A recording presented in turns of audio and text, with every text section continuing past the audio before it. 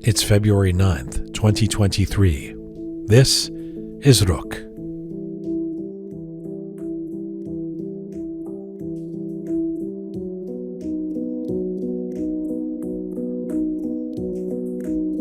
Well, hi there. Welcome to episode 237 of Roqe. Dear President Biden, is Iran not worth a single mention? I'm Jian Ghomeshi, a lady from Toronto. Salam dostan aziz. Durud bar shoma. Dear President Biden, is Iran not worth a single mention? Look, I don't really care to weigh in on the success or failure or excess or brilliance of your State of the Union speech a couple of nights ago. We'll leave that to the cable pundits. You sounded very passionate at times and you covered a lot of territory. In fact, you spoke for almost 73 minutes. It was the longest address of its kind in history. And yet, in all of that protracted oration, I set out to count how many times you mentioned Iran when speaking to your nation. How many times would you name-check Iran and the current uprising and related dire humanitarian crisis? Well, the answer is 0. You mentioned Iran 0 times. Oh, you did talk about guns and democracy and immigration, but not Iran. You did talk about Russia and Ukraine and China, but not Iran. Despite uttering 9,191 words, a record for a State of the Union address, over an hour and 13 minutes, you didn't mention Iran at all. Dear President Biden, is Iran not worth a single mention? And full disclaimer, no one wants America to come in and save the Iranian people. This is not about American intervention or any old-school imperialist intention. But we want to know that you and your team don't still intend to play ball with this murderous regime, and that you recognize that the current theocracy, where people are detained or tortured or executed for expressing any modicum of dissent, is wrong and not in line with your stated appreciation of freedom and democracy. You see, we want to take you at your word when there are words. And your administration has, perhaps reluctantly at times, spoken about the atrocities committed by this Islamic Republic and the important movement for freedom led by young Iranian women and men that has been taking place for 5.5 months. Seems like you were sympathetic. But when does the head match the effusive heart when it comes to your admin? Are you somehow still committed to shoehorning the nuclear deal in? Oh, we've already talked about your special envoy, Mr. Mali, by which I mean most of the Iranian community has pleaded that you replace an envoy that seems to signal there is no issue with the continuance of a regime that is murdering the country's people. But we hang on to little utterances and signs that we hope demonstrate you know the only path is helping Iranians by not enabling and dealing with the current dictatorship.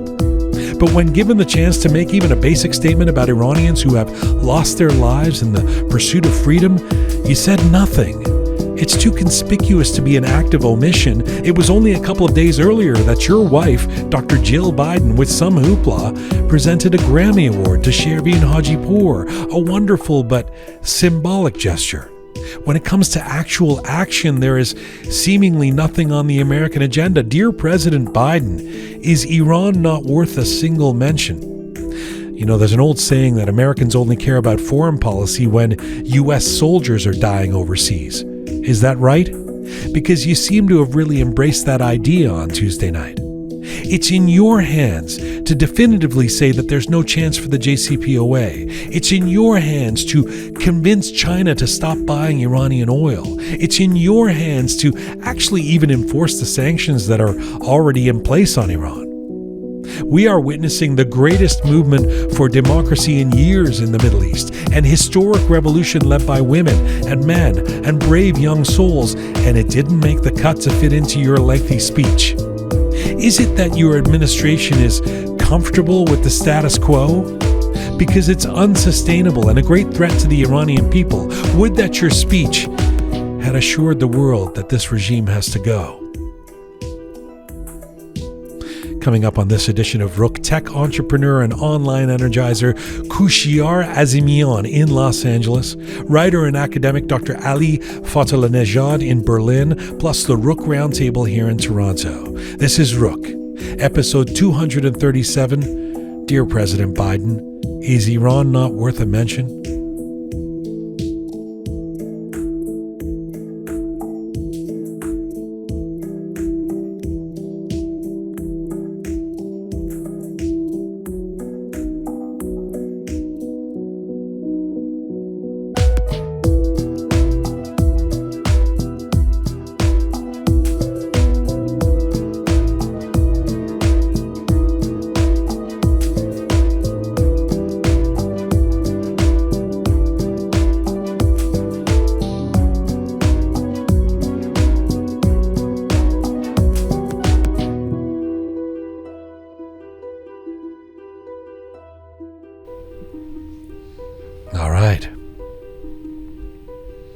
it's a tough one. I'm not some like anti-Joe Biden person, Yeah. Seems like a fine... I'm enough. not even one of those people who says that he's like senile and, can't finish a sentence or whatever. But I was aghast. I think we have to call this stuff out. Yeah, rightly It's like so. you do a 73-minute speech and you don't say the word Iran. Not once. Too conspicuous. Yeah. Too conspicuous. I agree. It's too hot a potato for them. They don't know what to do. Maybe we want to still do the nuclear deal. Better stay away from it. Like you can't even throw us I don't even know what the State of the Union. I don't know what it really means.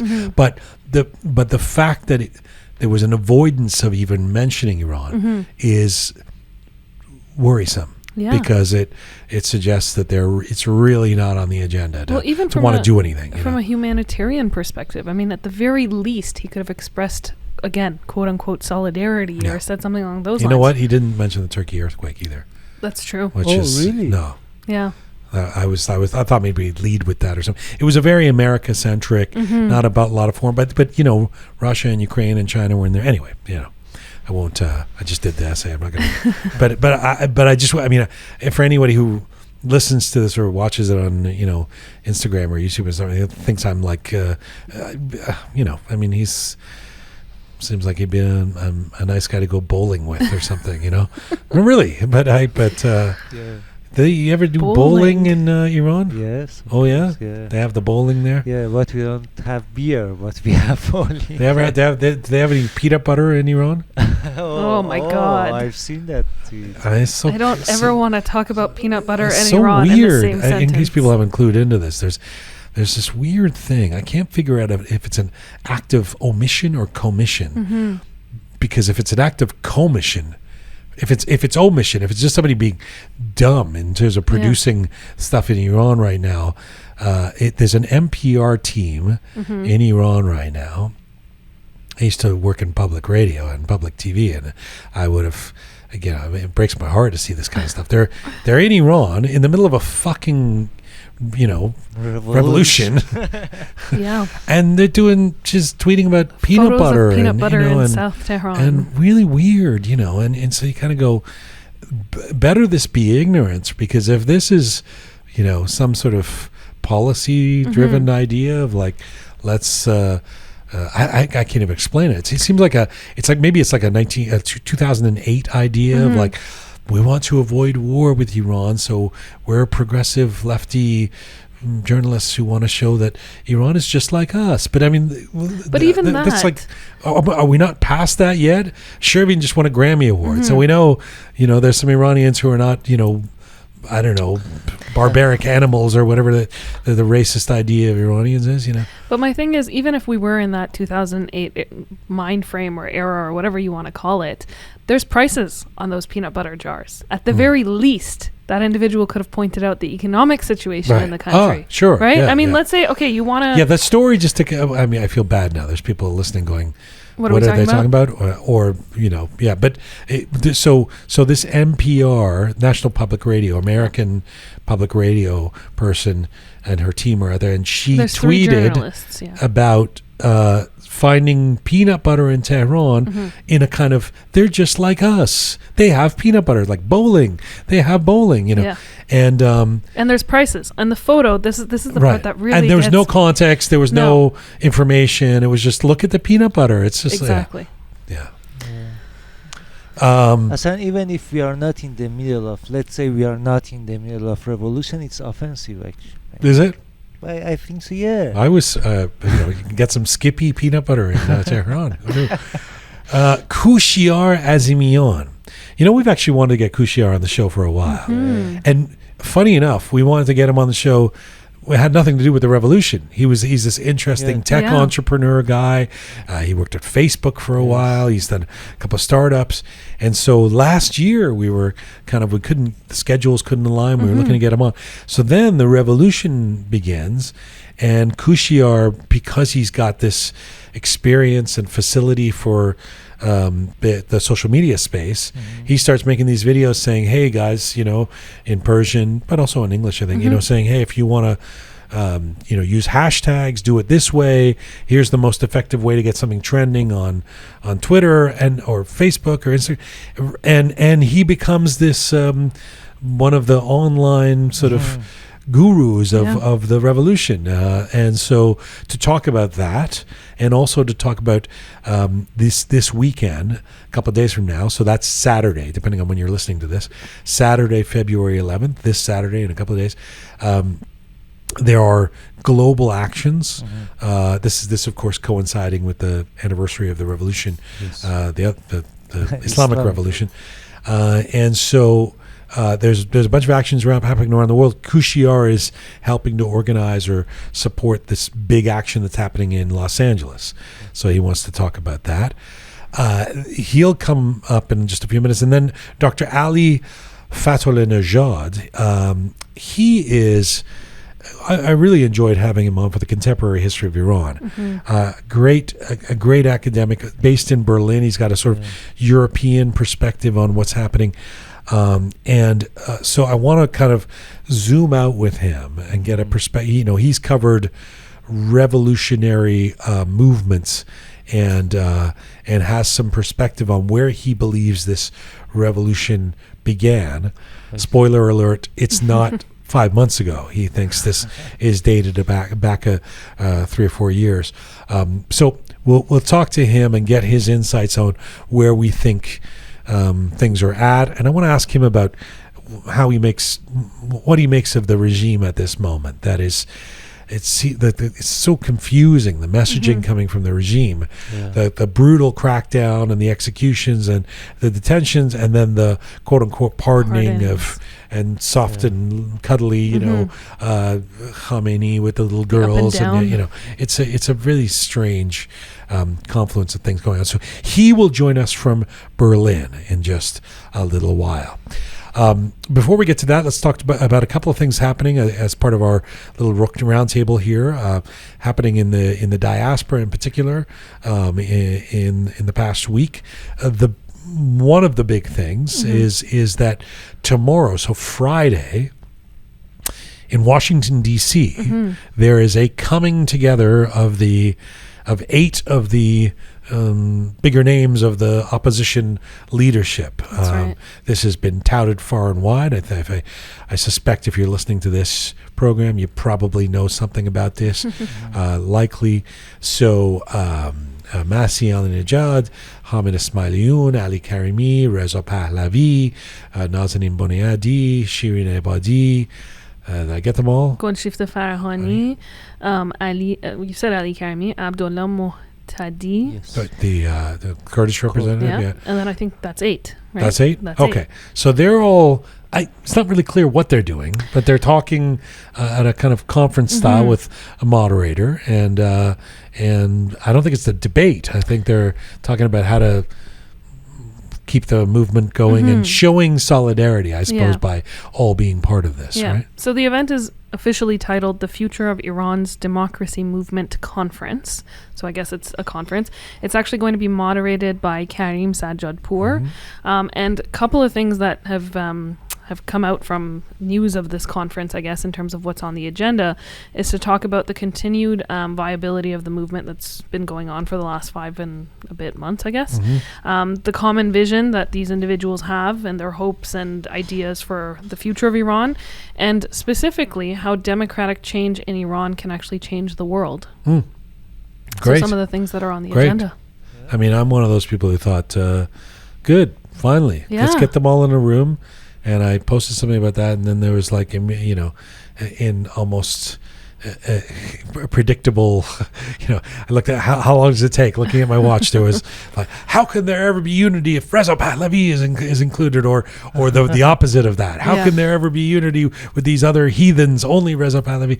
I mean, and it's just like, geez, they're not even doing anything yet. They're just hanging out in a room together. Come on, we can do this. We can pull this together. We can, unify, just be in the same room and see if there's any commonality. Like, can we agree on anything? And then somebody yelling about that Kurdish guy shouldn't be there, and somebody else, these two are leftist communists. Keep the communists out. Ahmed and Masih, or I don't know, whoever they are. Nasrin Sotoudeh, he's a communist. I don't know. So there you go. For a community who speaks about unity so much, we sure as hell don't know how to show it. Yeah, well, I mean, with the comments and whatnot. We do, but this is good. Yeah. So let's hope it goes really well. Yeah, let's looking forward to it. Fosters some and it'll be commonality. live streamed, so I'm actually really excited that they're going to be live streaming the entire thing. Yeah, it's like the World Cup again. We'll all gather around the live stream and watch the so this is kind of a busy weekend because there's that going on, and then as I said about one of the reasons Kushiar Azimion is coming on this program is to talk about this global day of action that's happening on Saturday. Now this is happening in a bunch. It's interesting because a few places seem to be claiming this is the big one. So certainly in Los Angeles, to give them their due, they've been saying for a while now, if you're anywhere in the world, but certainly if you're in driving or flying distance not too far away, come to Los Angeles. They want to do their version of the big Toronto one that we had, or the big Berlin one.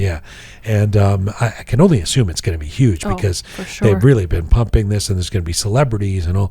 So that's happening in Los Angeles. If you're anywhere in the Los Angeles area, in Toronto, we've got a couple happening here. We've got one in the early afternoon in Richmond Hill, which is kind of the Richmond Hill Public Library at 1. And then there's one at 4:00 at the U.S. Consulate. That's right. So there's a full day of activity for Torontonians, a couple of demonstrations. I know there's in D.C., there's one happening at the Lincoln Center, and some of the big names are speaking at this, or the big names being these people who are involved in the conference. That's right. Then there's some big ones happening in Europe. There's Paris is a destination for a lot of people. Dusseldorf, I think. What was the other place? London. And London. How could I forget my beloved London?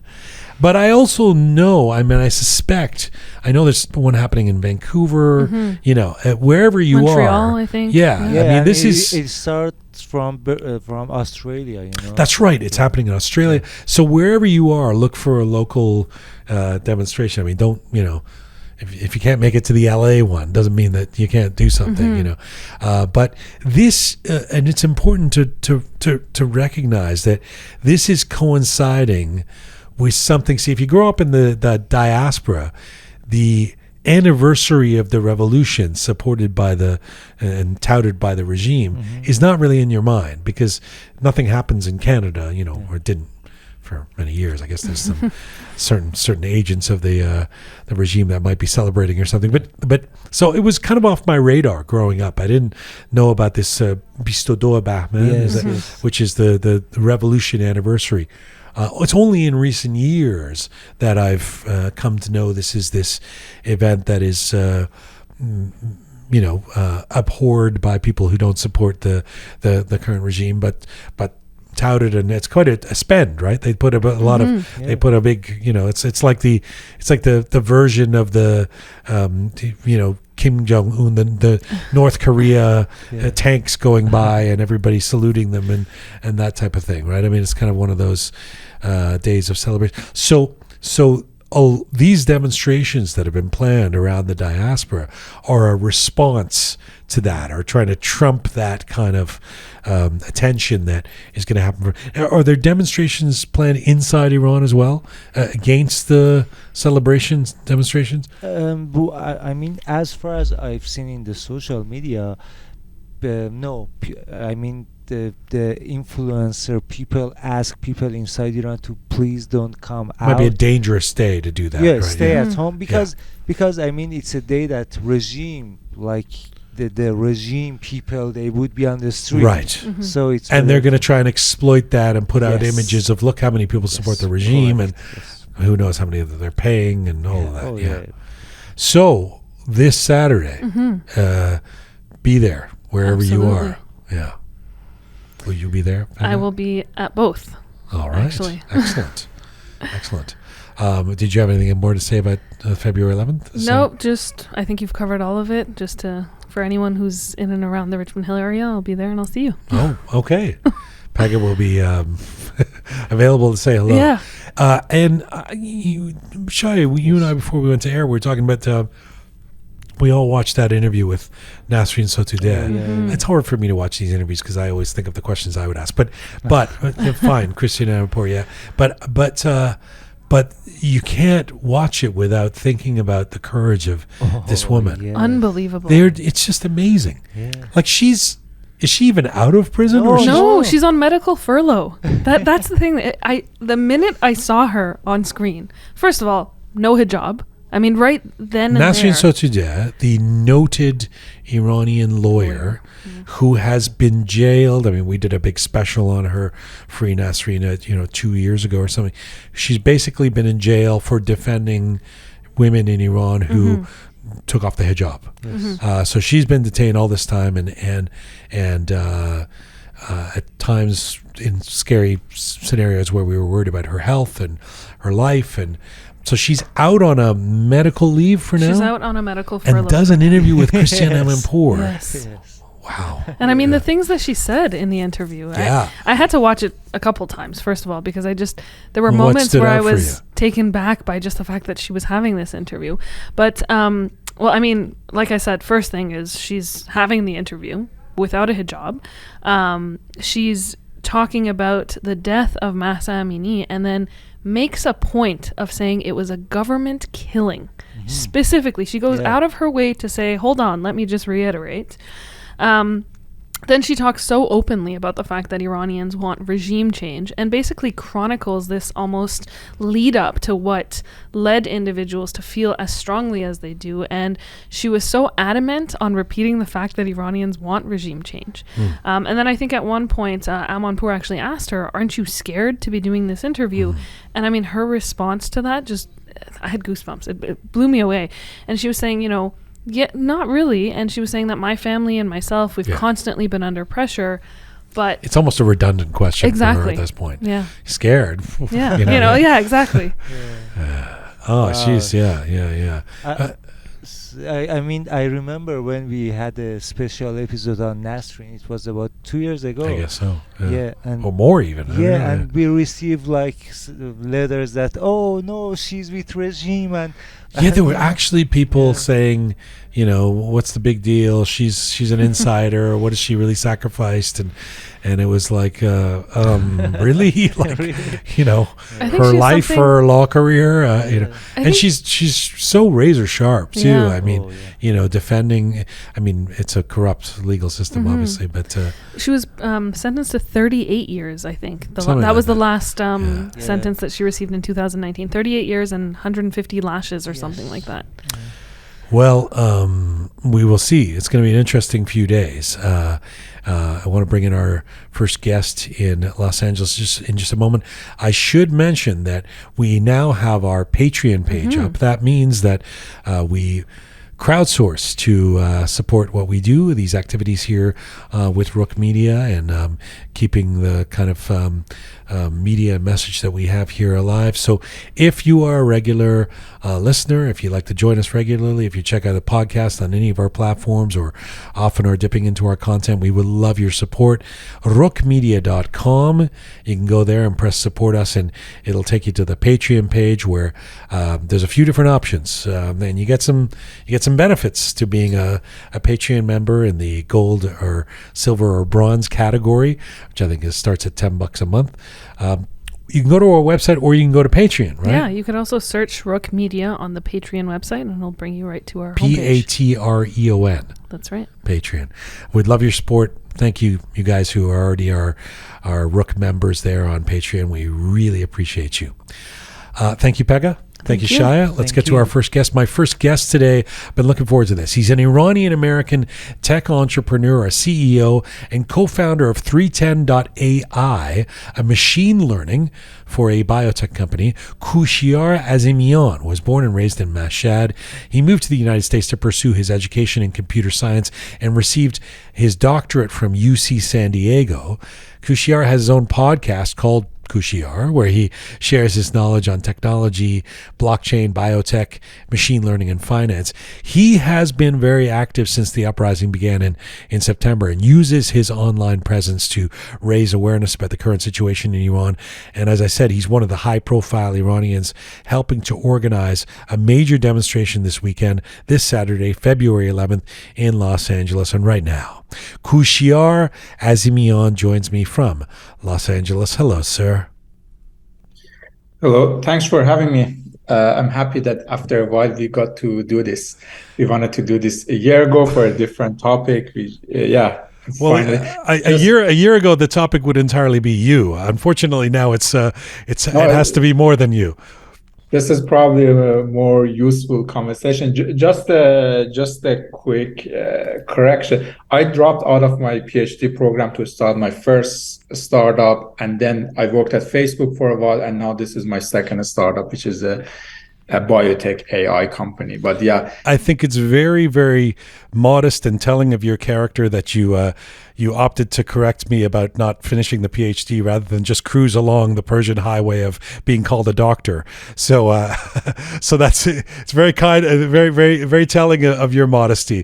Thank you for that. Listen, thanks for coming on the show. Let me just before we get to February 11th, this Saturday, which we have to talk about in terms of the focus of you and so many folks who want to make this a big demonstration in Los Angeles. And by the way, it's happening in other places too, which we'll talk about. First, I just wanted to ask a couple of questions about you because we haven't had you on yet. And as you say, we were going to have you on last year, and that the schedules didn't align because you have such a fascinating story of what you've done in your life, including working at Facebook. Tell me how you got involved in this revolution, and let me know if my reading of this is correct. You are a successful young guy in tech, and when the global outrage and movement began across the Iranian community after the killing of Mahsa Amini, you stepped in and used your experience to help us know what is most effective on social media with respect to hashtags and virality. And then you suddenly found yourself in a prominent place in the uprising. Would that be correct? I think for people who know me from when I was a lot younger, from when I was maybe 11 or 12 years old, even, yeah, in early high school, they know that I was very political back then in school, and my family was very political. And I had a very deep problem with the regime, with the authoritarian religious regime, with lack of free speech, with everything about this regime. I had problem, and I was active when I lived in Iran until 22 years old. When I moved to US for the first few years, I was still following everything about Iran. And after a while, you come to a place and you see there's not much you can do. You get disconnected and you kind of kill it in yourself. After probably you fight back for a few years, and after a decade, you just become a little bit of apolitical in regard to Iran. And then I think this happened to many people. So you basically hide it deep down. And after the death of Mahsa Amini, so everything basically, it came out. How did, if we take a couple of steps back, how did your political desires or that activism, if you want to call it that, express itself as a young guy in Mashhad of all places? I actually started very early, and I don't want to take credit for this. There's nothing to be proud of, or there's nothing to take credit of. Some people I just came out of a very, very political family. And they always say they got jailed during the Shah's time, and they got jailed during the current regime. So we're one of these few families that we got jailed over everybody who was in charge. I grew up in that family, and in very, very early age, the first time I got very deep into politics was during the Khatami's first election. That was a very, very big turn of points to me, at least back then.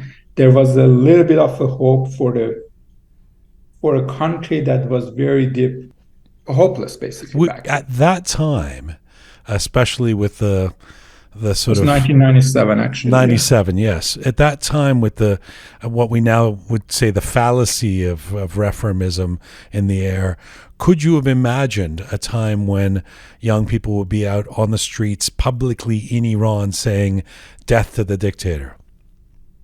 It's funny, actually, back then I was a kid and I was going to a street and I was kind of hoping somebody would say that, but it wasn't. It was a very different time. Of course. I remember we used to go to all these protests back then for Khatami, and I was trying to say, okay, we kind of want this guy, the Khatami, he talks about reform and we kind of want to support him, but we don't want to support Khamenei. But there were people who were chanting for both of them the same slogan and said, I don't want to support the other guy. I don't think that's... And yeah, it was a very different time. The society, I think, it was a very, very different society. If you compare the youth of 1997 to 2020, they're like two different species.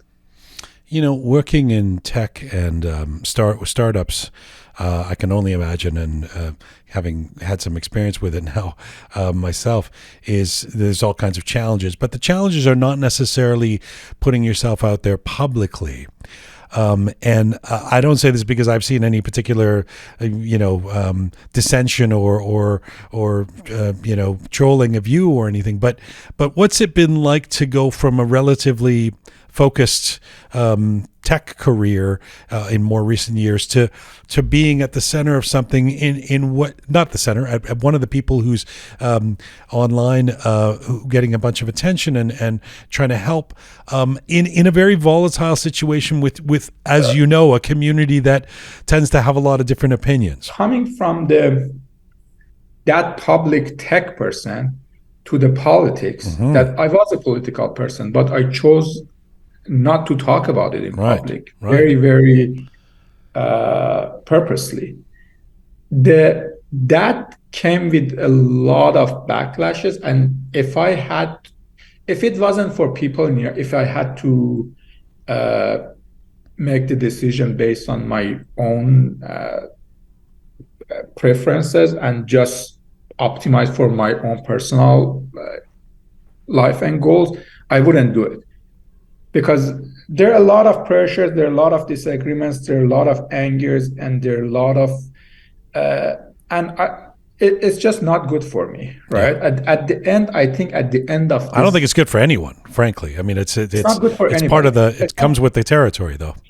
Unless you want to pursue a career in politics, that I definitely do not want that, right? If you want to be the next president of Iran, or if you want to be I don't know, minister or whatever in the future of Iran, and this is then whatever, that's your job and you have to pay the price. But for me, it's just cost. There is like absolute, but we just have to do it, right? That's why I started with that quote. I think it's from Hossein Ronaqi, who's an activist in Iran, that I wish I could just sit down at home and do my coding and do my blogging and talk about machine learning and biotech and proteins. And so why did you feel the calling to get so public about this then? I think the calling is coming from a very, very, very intimate feeling that I was one day one of these kids on the street, and in that day my very, very exact feeling was, I'm getting bitten. There are people who are attacking us. There are people who are taking everything from us. And there are risks to us going to the street. But one thing that we care a lot about, one thing that I cared a lot about at that moment, I wanted the world to see us and pay attention to us. That was very important to me back then. And when I'm here now, I think I am that word that kid was asking for the attention that day. And we just have to do it, right? Because this might sound very, I think we are responsible for, we're responsible for human rights, for women's rights, for economy, for terrorism, for corruption, for inequality, for everything. But to me, something that feels more personal is freedom of speech. I want to make sure that kid in Iran that has something to say, whatever it is, if it's a hijab or economy or corruption, whatever it is, that kid should have the right to say it. And if they silence her or him, it's my job to help him. That's why we're doing this protest. I think that's what it comes. That's a good segue. And honestly, I mean, one of the ways I hear you, I agree with you. I feel the same incentive. I mean, why am I doing this? It's not for I'm not making any money doing it. I don't do any. It's because you feel something in your belly going, what is the way that I can contribute? And for some people that might be to construct something. For some people that might be to play a song. So for some people, and I think you're doing what the community, if I dare say, needs you to do. I mean, your expertise really did help. By the way, just back to that before we get to February 11th, back to that post, your initial post in September, which was, I remember seeing that and going, this guy, this is really helpful. I mean, it went viral, and it was you kind of explaining, okay, here are the ways we can help our hashtags go viral. Here's a way to post to get the most attention. Do you believe, Kushiar, that Iranians have done a good job in social media and heeded the learning curve that you helped to try to build into an effective online army over the last few months? I think a lot of good jobs have been done, especially by the younger people. They're very organized, they're very mission oriented, and they're working really hard, a lot of them. I think in last maybe a couple of months, we got a little bit distracted. And this is the February 11 is the time that we have to get coming out of the startup. The one thing that the startup needs to get right is the focus, right? You have very limited resources, and you have a very, very hard and big goal to get to. You have to be very focused. You cannot just fight inside. You cannot take over like 100 different goals. You have to be very focused. And I think February 11th, which is in 48 hours, is the time that we just get the focus back. Okay, let's get to that. And by the way, now that you've called yourself a nerd, I'll take the liberty of doing so. It is very nerdy to do a 10-minute video on the importance of people attending a demonstration in Los Angeles. It's I love it. I mean, most people just post, come to the demonstration. By the end of your video, I was looking for plane tickets to get my ass to LA as soon as possible. Well, we've got we have stuff going on in Toronto as well. Let me say this: you believe major protests, major demonstrations have an important impact. Now, that may sound obvious, but there are literally people who have clapped back at me, who have come on the show or have spoken in social media saying, what is the purpose of these demonstrations? They're not really getting us anywhere. And what do they really have to do with, the important stuff is inside Iran. So tell us why, first of all, you believe major protests, major demonstrations are still important. I totally get their point. I don't think they're off by a lot margin. I think they have a valid argument. And I think one keyword in your sentence was a major protest. I think if we do like a small protest, it's not going to be as we're not going to gain by doing like 10,000 like small protests in everywhere. We do need major protests. And first of all, in 48 hours, in 2 days, it's the 44th anniversary of the revolution, right? That's the occasion. We're going to say Saturday, February 11th, because if somebody's watching this tomorrow, they don't want, you don't want them to hear 2 days from now. Saturday, February 11th. Yeah. And I think behind all these arguments that why this regime has to go, that is the economy, the corruption, the human right, the women right, anything, the religious dictatorship, the freedom of speech, above everything is this very simple argument, is simple question that do people of Iran, do Iranians want this government? What's the approval rate of this regime, right? And that covers everything, right?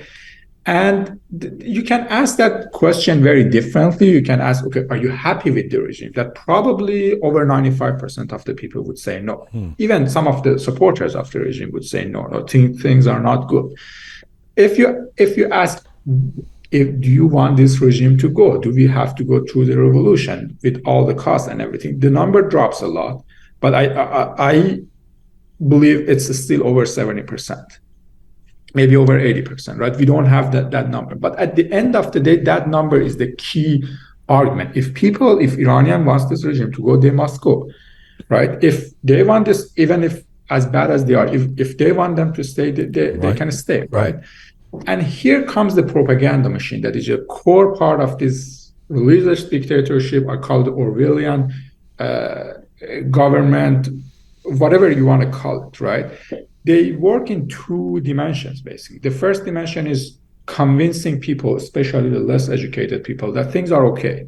Like if you listen to Khamenei's speech, every time he talks about dushman, or he makes excuses, right? It's America, it's the West, it's not us. Like things are okay, and the rest of the world are also poor, and whatever. We're fighting and we're strong, and we have the missiles and whatever. Like things are good, right?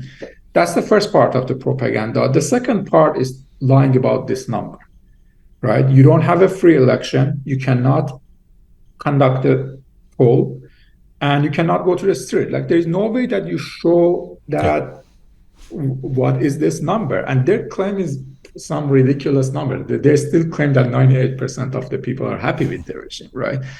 So I think the core to every movement and the backbone of everything that we have to do has to be that this number, we have to demonstrate how large this number is, right? That's the key part and the central part of this movement. Mm-hmm. And now we come to basically the 44th anniversary. They're going to spend all the money they have, and probably the money that they don't have, to bring the people in the streets. In Iran, in every city, they have been doing it for a while, and they invested a lot of money. And now it's our job to basically play our role, show, no, this is our side.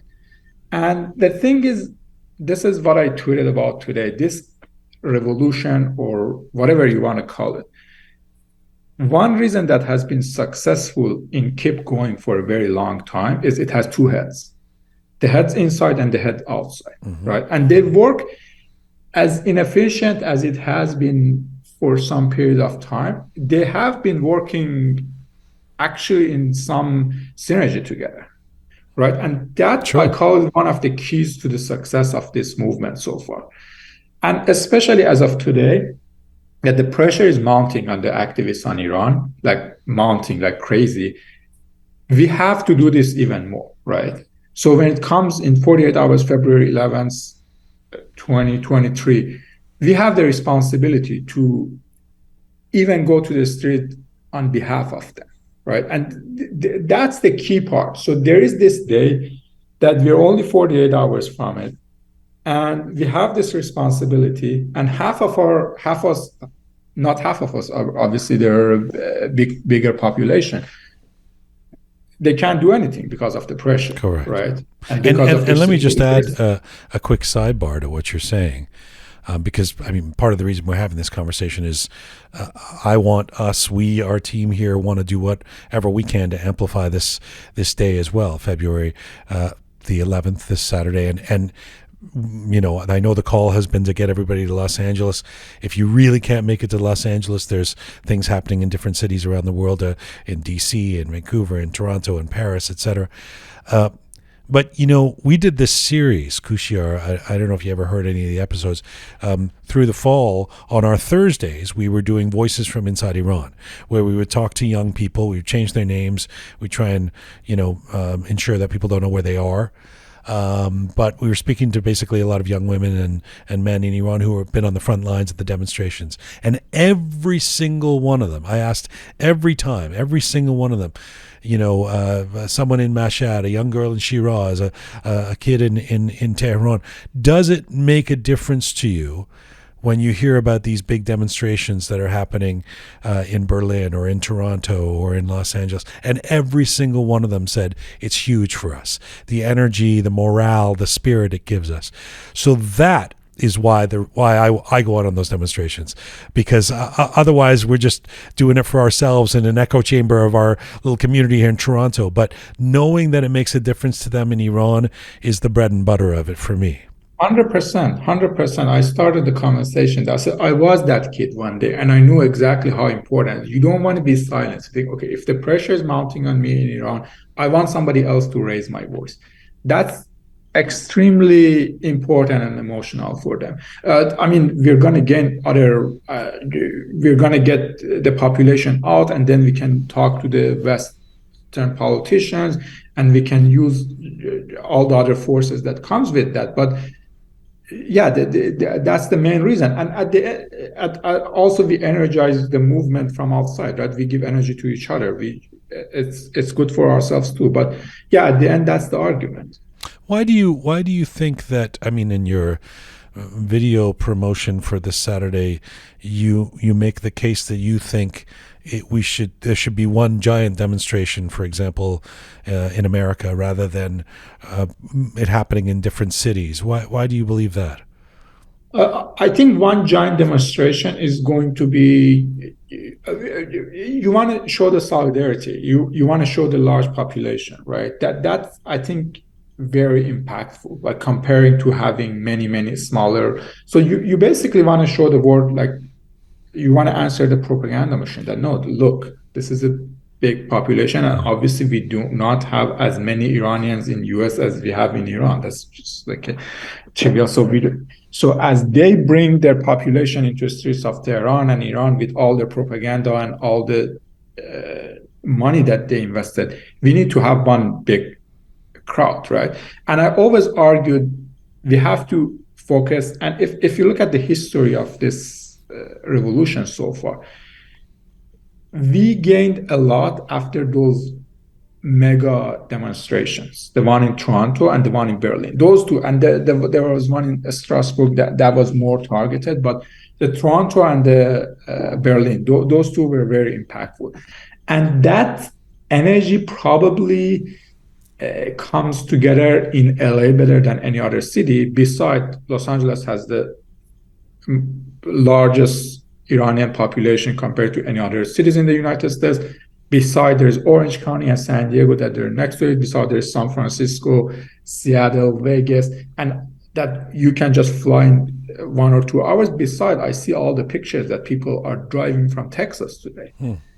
From Texas, from Nevada, from Arizona, from like some people from East Coast, some people from Vancouver, from Toronto. It's inspirational. And it's inspirational. That is inspiration. It's more than just one person in this street. Now, let me say this again here at this point, because if somebody just jumped into this conversation, and there is something huge happening in Los Angeles this Saturday, February 11th. We're going to put links to details of it in the wherever you're listening to this or watching this in the description. But if you can't get to LA, it is important that you get out wherever you are. I know there's two big demonstrations happening here that day in Toronto. There are demonstrations happening in various Canadian cities, European cities, basically around the world. This is another de facto global day of action. So, and in DC, in fact, there is a big one at the Lincoln Memorial as well. So we don't want to dissuade anybody from going out if they can't make it to LA. But are you aware of the Zahedan Namaz Jome? Yeah. So basically, every week there's a namaz. There's a Friday prayers. Friday prayers. Yeah. So which has become a center of this demonstration for Balochistan, right? Yes. And every week people look and listen to all these videos coming from Zahedan and Balochistan, and they're like, I think they're champions of this revolution. They go every week, and the regime has killed more people in Balochistan than any other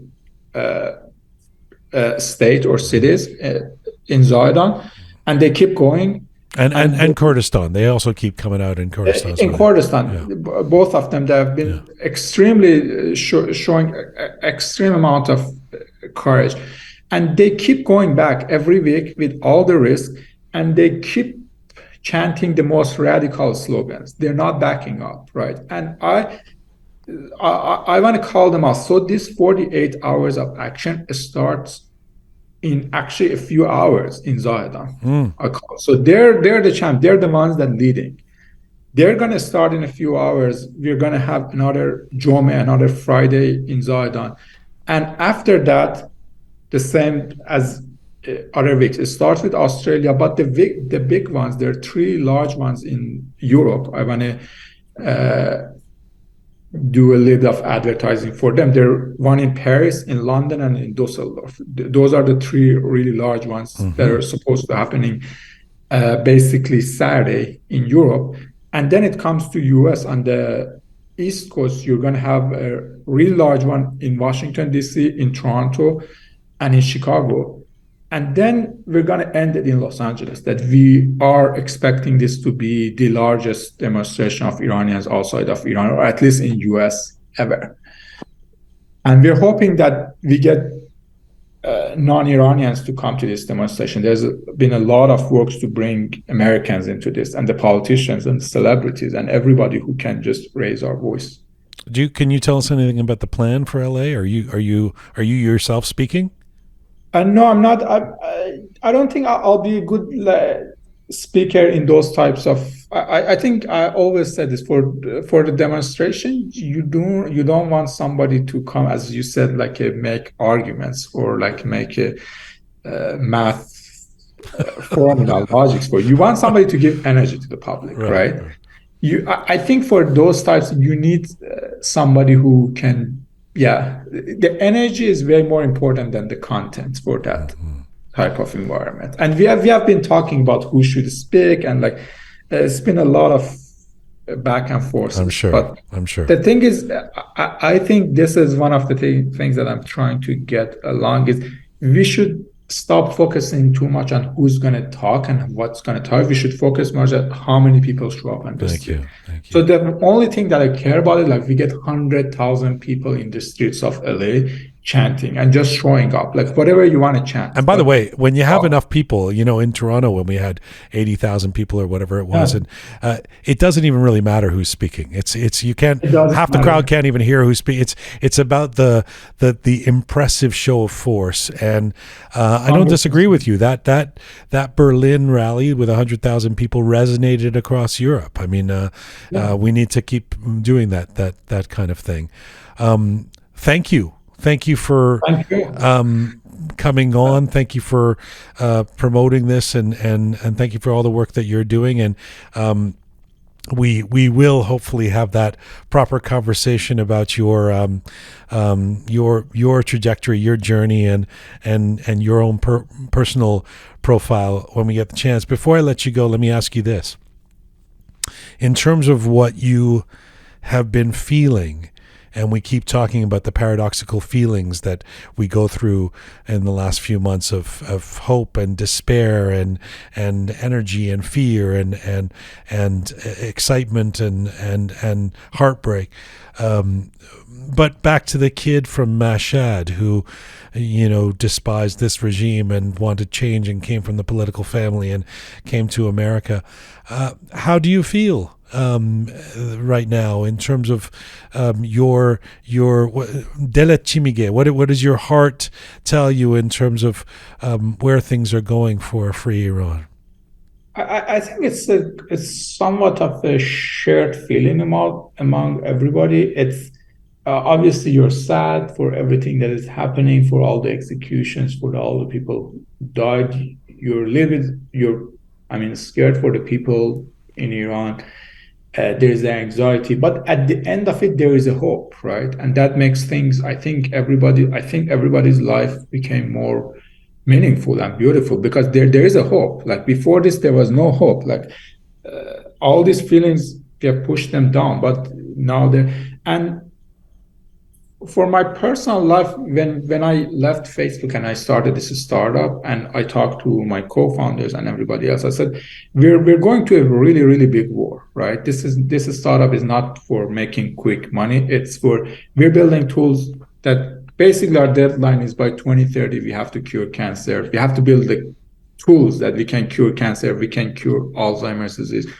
And we think and it's a really, really hard war that we're in the middle of, right? And right in the middle of that, comes another war or fight that we do want to fight, and we think we're responsible for it, and we don't want to lose the focus on that.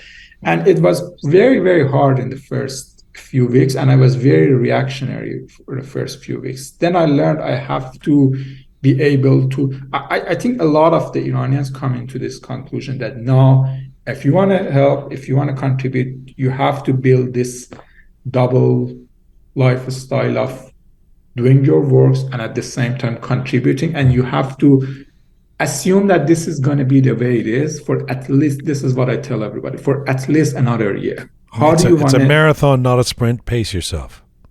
Exactly. The pacing, I think the pacing, if one thing that we have to pay attention, they are not going to live tomorrow, right? And we have to learn how to like punch every day, punch every day, and wake up and not getting depressed and not getting, we have to have a life, right? We have to have a life, and we have to keep going, and we have to pace ourselves, and we have to be focused, and we should stop fighting with each other. That's for sure. Kushiar Azimion, it's a pleasure to see you, brother. Thank you. And thank you very much. Knock it out of the park on Saturday. We'll be watching. We'll be out here in Toronto and other Canadian cities as well. And I'm really hoping, not just in Los Angeles but around the world, this is a huge weekend for us. It's a big deal for the global Iranian community. It sets the tone. Thank you very much for supporting The Voice. Khodafis, merci. شبتون بخیر. خداحافظ.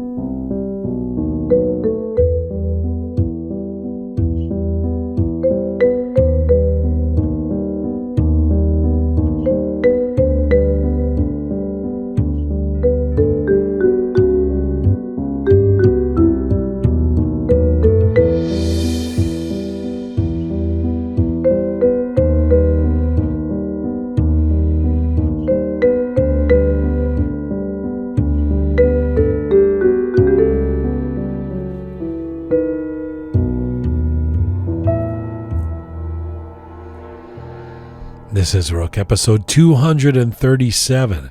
Dear President Biden, is Iran not worth a single mention? Let us go to Berlin for our next guest. Dr. Ali Fathollah-Nejad is a German-Iranian political scientist with an interest in Iran, the Middle East, and the post-unipolar world order. He's an associate fellow with the American University of Beirut's Issam Fares Institute for Public Policy and International Affairs, where he is the author of a monthly brief entitled Iran in Focus. Dr. Fathollah-Nejad has taught in various prestigious institutions in the Middle East and Europe. He received his doctorate in international relations from the School of Oriental and African Studies, University of London, and was the winner of a postdoctoral fellowship at the Harvard Kennedy School's Iran Project. He is also the former Iran expert at the Brookings Institution in Doha and the German Council on Foreign Relations, and he's a frequent speaker at academic conferences and political forums and regularly contributes to leading international media outlets. And right now, Dr. Ali Fathollah-Nejad joins me from Berlin. Hello, sir. Thank you, Jian. Thanks for having me. It's very good to have you back on the show. You know, the last time you were on for an episode of the Contemporary History of Iran, and that moment of speaking about the history of Iran predated this latest history of Iran, the last 5.5 months, which have been transformative in all kinds of ways. So I'm grateful to have you here today to discuss the current state of Iran. Thank you so much. So let me start with something very general. Ali John, how would you characterize the uprising today in Iran, 5.5 months in? First and foremost, are you someone who uses the word revolution, as some of us do, to describe what is going on right now in Iran? Actually, as you may know, I've suggested 5 years ago, after the nationwide protest at the turn of the year 2017-18, the so-called day protests, that what we are seeing is the start of a long-term revolutionary process in Iran.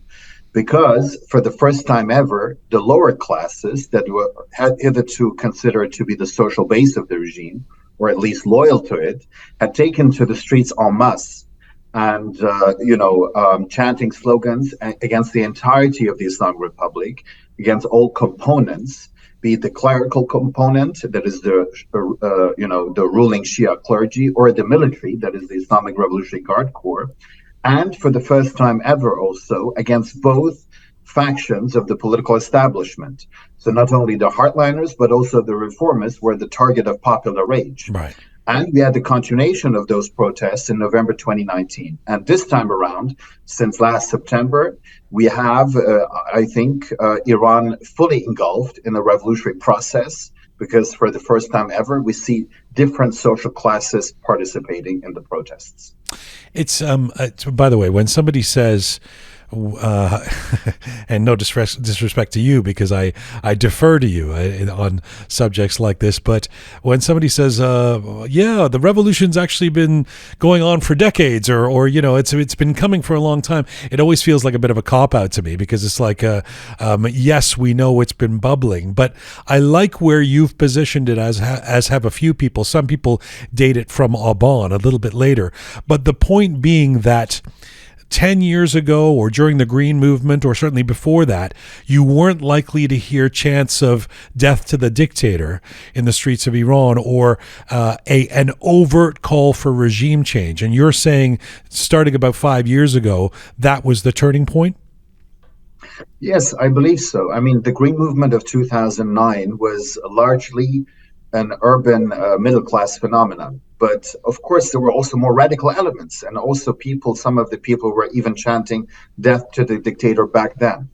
But analytically, for me to say this was the start of a long-term revolutionary process 5 years ago with the day protests is because the lower classes, the social base of the Islamic Republic, had taken to the streets en masse. According to figures of the Interior Ministry, there were 50,000 people participating in it, in an unprecedented geographical expansion, engulfing 100 cities and towns in all corners of the country. And with the Aban protests of November 2019, you had 200,000 protesters, according, again, to the same Interior Ministry. And although both of them were triggered by socioeconomic grievances, they turned swiftly political and anti-regime. And back then, there was the hope during the Green Movement that there was some reforms possible within the system of the Islamic Republic. But as you know, because of various political and economic developments over the last decade, there are very few people in Iran who still believe in the path of reform. I appreciate when someone like yourself, an academic, comes on and gives us a long view, a macro view, zooms out, if you will, because my question was, how would you characterize the uprising 5.5 months in? It almost intimates the suggestion that we see it the way a lot of folks do see this, which is almost like day trading. Like, how are we doing today? Is the revolution still happening? Is it better or worse than it was yesterday? And should I suppose, based on what you're saying, that you see this as a continuum, and that we shouldn't get caught up in whether this week there's enough people on the streets or somebody's been executed, but basically this is going in one direction? Yes, I think the direction is very clear. The direction is a revolutionary one, because the Islamic Republic cannot solve the problems of various social groups in Iran. We've seen thousands of protests over the last few years. In 2021 and 2022, we had 4,000 protests respectively from a variety of social groups. So there is no answers, no policy answers from the regime. So there is a stark disconnect from, between state and society. And to your question, revolutionary processes are also characterized by periods of relative calm and relative uproar. So mid-September till mid-November, we had a lot of street protests. We had a relative, reduction of number of street protests since between mid-November and the end of last year.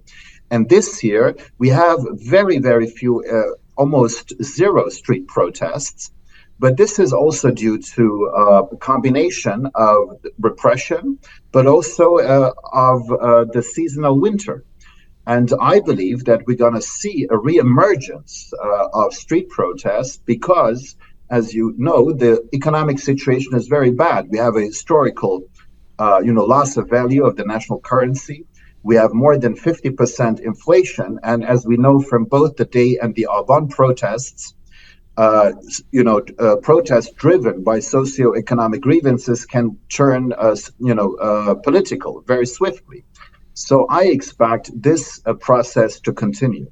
And I was saying this on Monday's program, but the defiance has not at all stopped in Iran in terms of the continuation of defiance being expressed in other ways. It may not be mass street protests, although we do still see that obviously in Kurdistan or Zahedan, etc. But we still see the graffiti every day on the walls. We see the defiance of women going about their daily business without a hijab on. We see the social media activity. We see the chanting at night from the windows. So I mean, all of this is still in play. How do we interpret in this moment, in this week, the mixed messages coming from the regime at present? On the one hand, as you talked about, the brutal crackdown, the executions, the killing of children, the detention and torture of innocent protesters, the playbook that we've seen over and over again. On the other, scare the shit out of people so that they stop their uprising. On the other hand, there seems to be this new PR strategy of quote unquote pardoning and releasing prisoners and acting as if they're somehow moderating their actions. Is this a bunch of mullahs who are masterfully navigating this crisis as they have in the past to stay in power, or is this a regime on the run and scrambling to do whatever it can to stay alive? On your first question, you're totally right. There are various forms of resistance, and those various forms of daily resistance are still continuing. And concerning the street protests, we still see, mass protest or larger protests after Friday prayers in Zahedan, in the capital city of Sistan Baluchistan, in the southeast of the country. And do not forget, strikes by the labor movement in important sectors of the economy are also very much important when it comes to, the possibility of success of a revolutionary process. And strikes do continue. As to your other question, so the pardoning, I think, this kind of pardoning, of course, is a lot of PR for the regime, and this does not include the political prisoners in Iran. And also, we have seen the kind of, hacktivist leak, just a week ago. That showed that there are some re-education programs. There are some prisoners who are, taught how to shoot at protesters, for instance. So this kind of, freeing prisoners could also be used by the regime to quell a street protest at a time when, importing militias, for instance, from the Middle East, it may be a difficult thing for the regime to do because those militias would need U.S. dollars to be paid, and there is pressure from the U.S. government on the Iraqi government not to allow, the transfer of U.S. dollars into Iran. So I think those are valid points of speculation here, and but the headline that was somehow also replicated by some of the Western media that the regime has now pardoned 10,000 people. This is, not the real issue here, because the political prisoners are still there. The main, probably, figures of the protest, of the recent protests, will also still be in jail. If you were to speculate further, would you, we have a little bit of information about this. We hear about intra-regime squabbles and disagreements, and we see what we formerly called the reformist camp figures like Mousavi making statements more boldly more recently. But if you were to speculate, do you think the leading figures of this regime in Iran are worried at present, or feeling like they, as I said before, can play by their old playbook in Aubon, etc., of continuing to crack down and get themselves through this? Well, as we know from the Black Reward, leak from last year, is that top IRGC officials are very much concerned about the protests, and they do regard the protests as a veritable threat to the regime, because once protests engulf various social classes as opposed to the past, this is the missing link that is there now. But for the revolutionary process to become successful, we would need both a quantitative and a qualitative expansion. Quantitative expansion means that we would really need more people in the streets, because this would also motivate other people to join them. And once we have a critical mass, it is really difficult, even for a brutal regime like the Islamic Republic, to crack down on hundreds of thousands, if not more, people. Secondly, the qualitative expansion means that we'd probably need more permanent strikes from the labor movement. But the labor movement is extremely, courageous and is doing a lot. But it also lacks economic resources, perhaps, to sustain, longer periods of strikes. When it comes to, fissures within the regime, I think the execution earlier this year of the former, deputy defense minister shows that there is some, problems within also regime insiders.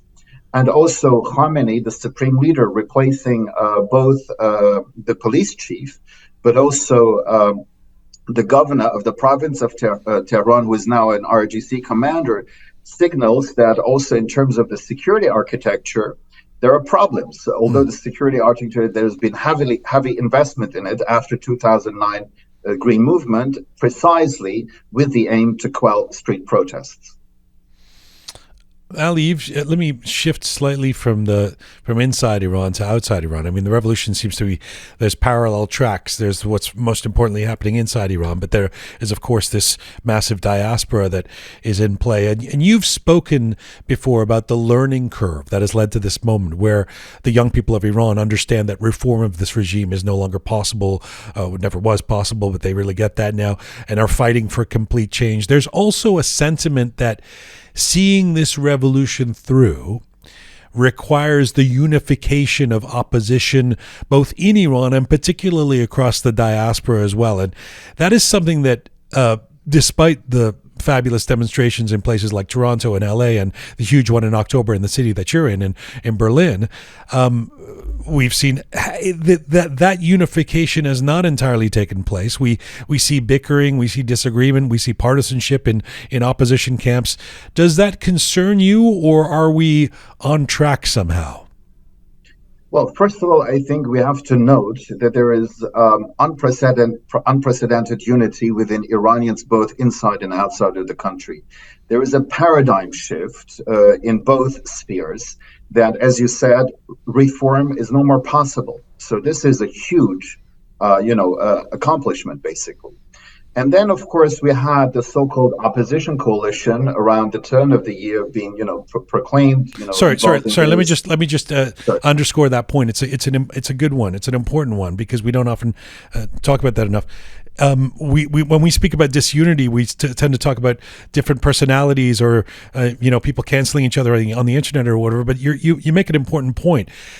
The major seeds of opposition disunity over the last few years, decades, have been whether to attempt to think there can be reform of this regime, or whether there should be an entire regime change, an explosion, an implosion, a revolution, etc. What you're pointing out is that's no longer that division no longer exists. No one is credibly making the case for reform anymore, and that's a huge underscoring of unity, you're arguing. Absolutely. And you talked earlier about the regime and about the reformists, stepping in, but no one will buy them anymore. There is no more legitimacy. I mean, Khatami last year said that, well, there is some lip service. I mean, he paid some lip service to the Zan Zendegi Azadi movement, but then warned that, people should be aware not to lose, their security, in the fight for freedom. And also, Mousavi's recent statement is very, very late. And also, this is also lip service. And there's no radical no to the radical rejection of the Islamic Republic. Yes, so there is a paradigm shift here. Yes. But so then I cut you off. You were going to talk about despite that, I was asking you about whether you're concerned about disagreements in the diaspora around different opposition leaders, etc. Well, I think the formation of the so-called coalition, although it's not a de facto coalition, but it's a semblance of prominent figures outside of the country, mostly in North America, but also in Europe, is a good step forward, and so it also this is some kind of a unity coming, in exile, in the wake of unity, formed by Iranians inside the country. But this can be a strong voice to the international community in relaying messages, political messages, and policy demands. So this is a good platform. But more recently, the whole debate about the former crown princes Reza Pahlavi getting some kind of political mandate is quite nonsensical, because first of all, it has no political meaning whatsoever, and it did create some discord, which is totally not useful. And it would be good for him to say something about this issue, because it's not really helpful. But nevertheless, I think you don't think he did? You don't think he sort of addressed that by saying, "Come on, we should all unify and be on the same page"? Well, the message is important. If the message is understood by the majority of Iranians, that's fine. If it's not understood, then there is need for some more efforts, it seems.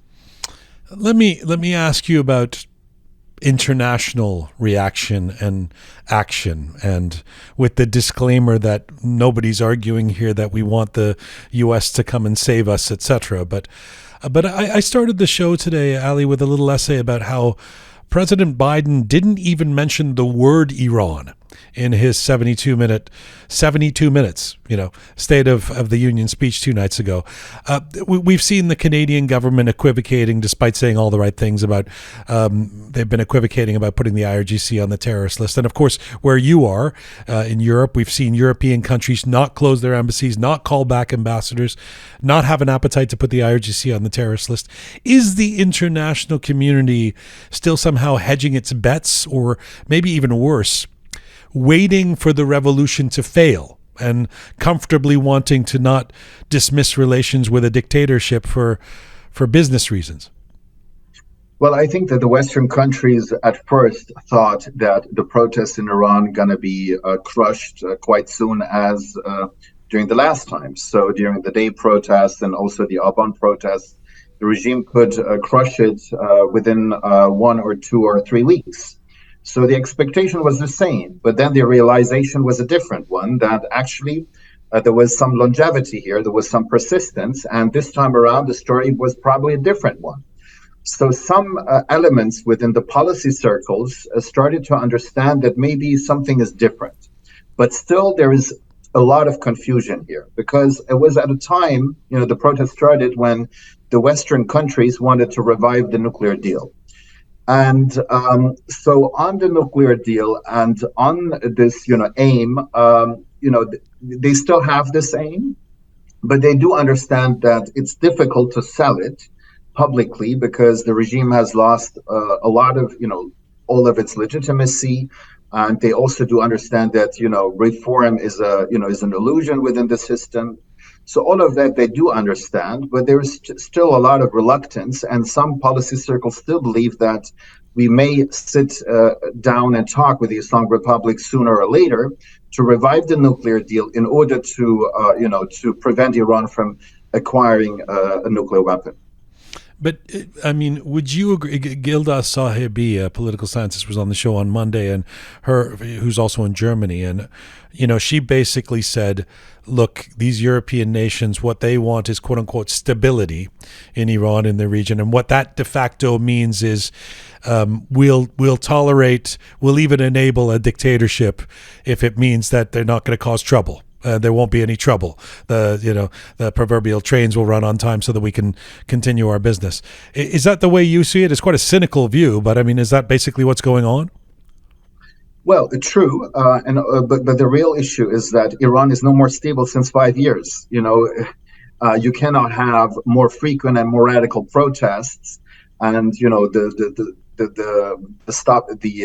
blocking of the internet, which has huge economic costs, and all the rest within a stable country. So the reality of the matter is Iran is no more a stable country for before September.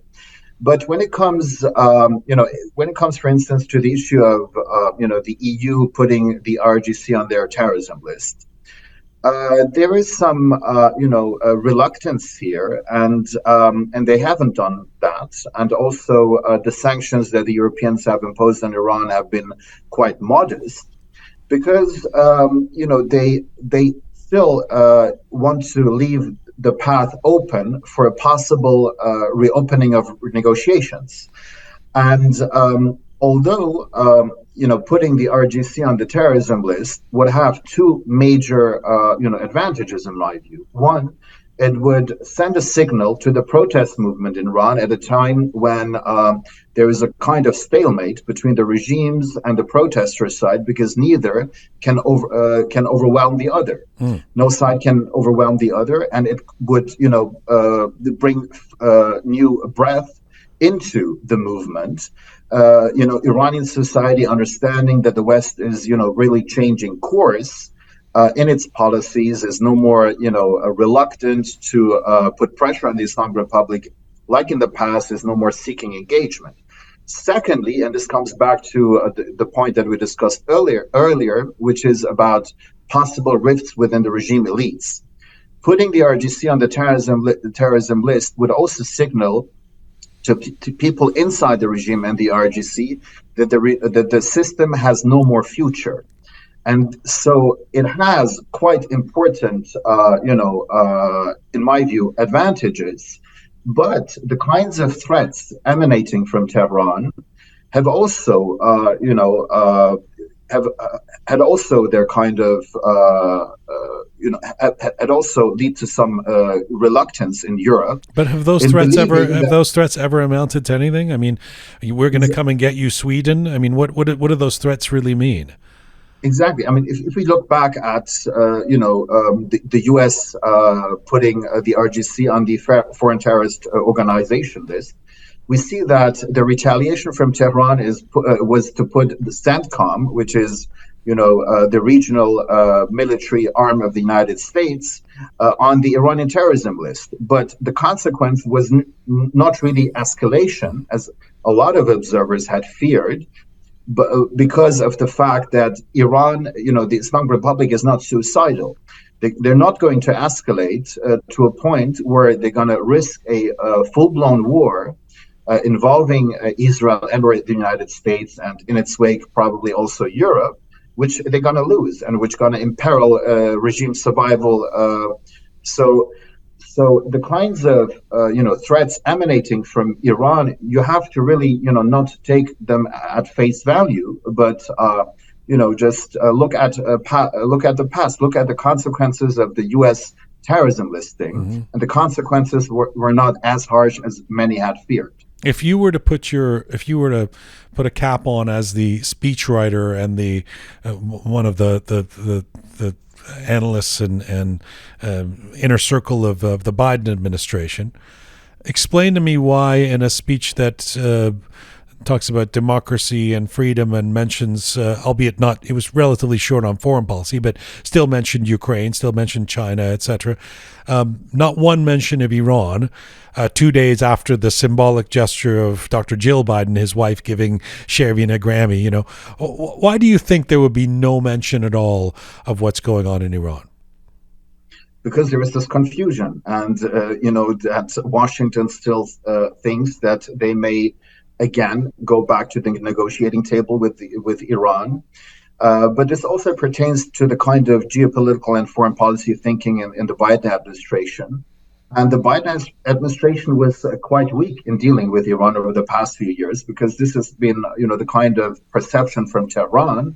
This is why Tehran had escalated its nuclear program precisely based on the belief that there are going to be no consequences whatsoever from, the United States. And also what the Biden administration has failed is to put pressure on China to implement the kind of sanctions regime that is still on paper. But when it comes to Iranian oil exports to China, but what they recently did is to put pressure on the Iraqi government in terms of U.S. dollars reaching Iran. But you don't keep pushing the JCPOA if you actually believe there's a revolution happening. It seems to me that the Western leaders haven't caught up to the Iranian people, at least those of us in the diaspora, the majority by every metric, who believe change is necessary and change is coming and change is going to happen and there's no stopping it, because they're still kind of talking as if this is 2010 and John Kerry's going to negotiate a new deal over the next few years, and it feels like that's history. Like, what do you got? What's happening here? Unless you go into a even more cynical place of saying they actively really want this regime to stay in power, and there's an argument for that, I suppose. Can I just? I know I don't have you forever. So you mentioned China, and it gives me an opening to as a segue. I don't know if you can do this. It's been very confusing for me to try and figure out what's happening with Russia and China vis-a-vis Iran. If you were to try to explain this in an elementary way for people like me, as simply as possible, what is the role of China and Russia currently in keeping the Islamic Republic regime in power? Both powers are using and abusing the weakness of the Islamic Republic and the dependence that Tehran feels vis-a-vis both Moscow and Beijing as a kind of outside guarantor of survival. Iran has signed a 25-year agreement with the Chinese, is planning to sign a 20-year agreement with the Russians, the contents of which we don't know. So there's wild speculation that the regime has engaged in a sellout of natural resources and granting, for instance, energy rights to Russia in the Caspian Sea and to China in the Persian Gulf. So both China and Russia are somehow happy with the Islamic Republic, although, of course, China would like to see a stable Middle East as well. And obviously, Tehran is a destabilizing factor.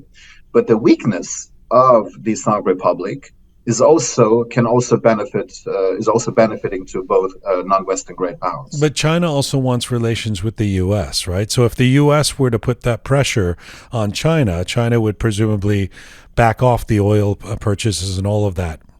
No? Well, this is what exactly the Trump administration back then did, and no one would have expected that Iranian oil sales, as a consequence to China, would drop to zero. But in fact, they did at some point. Oh, it's so good to have you on the program. I really appreciate your insights. Let me ask you a final question. The Iranian Revolution of 1979. I'm going to exploit you as the political scientist, the historian side of you. It was characterized, if I put it simply, by a number of different groups coming together, with that intention of overthrowing the Shah of Iran. But there wasn't much of a plan after that. And of course, the revolution was co-opted by Khomeini and the Islamic formalists, who went about eliminating any opposition one by one. How do we mitigate against that this time, in terms of everything from an economic plan to a rebuilding strategy? Is now the time to be discussing such things, rather than toppling the regime and letting the chips fall where they may? Or is this is that kind of conversation premature in your view? No, it's not really premature, but I think it's worth noting the differences between then and now, because there was some hijacking, as you rightly point out back then. There was a lot of belief in a charismatic leader that was Khomeini, but today this is no more the case. Iranians do not believe anymore in a kind of charismatic leadership that is predetermined, and we're going to abuse the revolution on day one after the revolution, or on day 100, or whatever. So, and there's a learning curve. Are you sure? Are you sure? Have we learned that lesson? So. I believe a learning curve. I'm not saying that it's 100%, right, but like relatively speaking, yes. And back then, there was also the domination of the zeitgeist, which was anti-imperialist and anti-American. So people would not really care, so much about human rights, about women's rights, even about democracy. But now, Iranian society has very much matured and modernized over 4 decades. So this is also an important asset now that also going to help us in a potential transition period to a new, secular democracy. So without, giving you a precise answer to your question, I'm just pointing out that, yes, there are, in fact, in my view, important differences between now and then, and that can make us a bit more hopeful. But yes, at some point we need some kind of leadership that can step in and engage with the international community in the transition period, but also formulate political demands. I do both love the idea of the learning curve and the evidence of it sometimes. I've pointed this out before, but it's the little things where, if you recall when a forced confession video came out of Tumaj, the rapper, having to, do that forced confession, the kind of thing that would normally be the atrocity porn of the internet, the Iranian community around the world quickly said, don't share this. Don't share this. This is the regime propaganda. And people didn't share it. It was remarkable. That is the learning curve, and that is very inspirational. Well, I hope that we have a learning curve. And I mean, look at the lower classes in Iran. People would have thought that those are conservative, those are loyal to the regime. But I mean, look at the chants that they're chanting. So this is also quite an important development. But I'm not saying that there are no challenges to the movement. There are challenges. It's going to be a rocky road. It's going to probably a longer road than people would expect. It's as people say, it's a marathon, not a sprint. So all of that is true.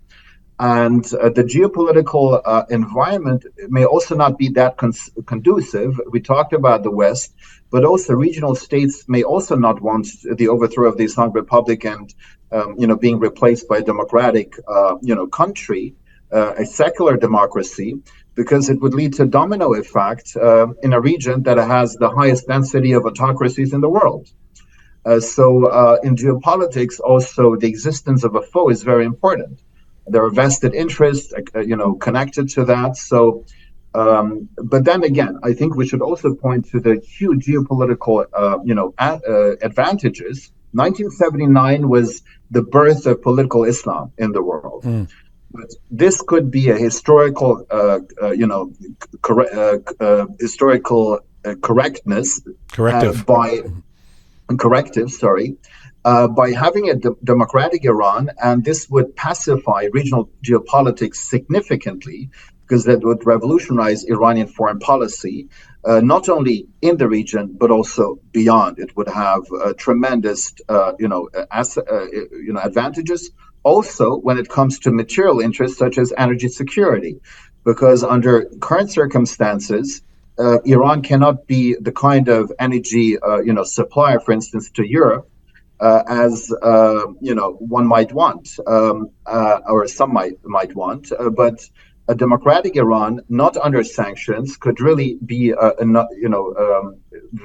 very strong exporter of oil again.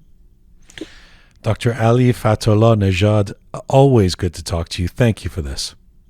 Thank you so much for your amazing questions and the conversation. Thank you. I really enjoyed it. Thank you. Thank you. Bye-bye. Bye-bye. All of us. Dr. Ali Fathollah-Nejad in Berlin. And that is full time for Roqe for today. Thank you. Isn't he great? I really enjoy having him on. Yes. He's so, I really enjoyed today's show. Cool academic. Yeah, he is a cool academic. Yeah. I don't think people can see. Well, people will see when we put up video clips of the Zoom. He's a cool guy. But like you would like to go to party with him. Well, I appreciate that I just appreciate right there when he was, I find it actually comforting to hear from academics like this, who give us a broader zoom out and give us a broader look at this and where this is headed. Because as we said during the interview, if you just kind of judge what's happening from day to day, you can get panicky about, we're not where we were in November all of a sudden here in February. Yes.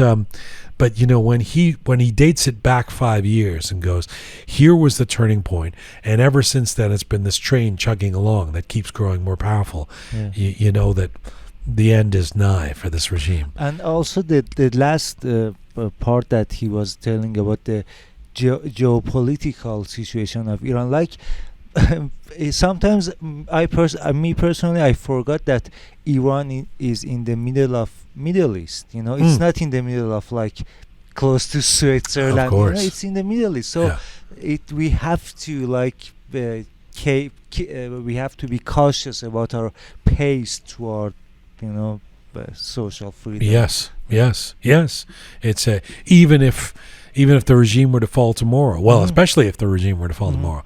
You know, it's not just about constructing what's inside Iran. It's about dealing with the neighborhood. Yes. It's not going to be easy. Yeah. All right. Full time for Roqe today. Thank you for you guys out there listening to us. Thank you for supporting us and sharing our content. Please do subscribe if you've not done so already. And like I said earlier in the show, we have our Patreon page now. Become a Roqe member. There's 3 tiers of Roqe members. You just go to our website, roqemedia.com, to figure out how to support us. We really appreciate that. Thanks to the amazing team who put this show together. Savvy Roham, talented Anahita, super Parisa, smart Pegah, and groovy Shaya. Thank you again.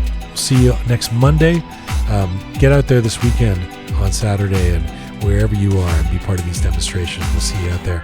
Find me on Instagram at Jian Ghomeshi. Mizun Bashin. Don't go out if you're in Iran. That too.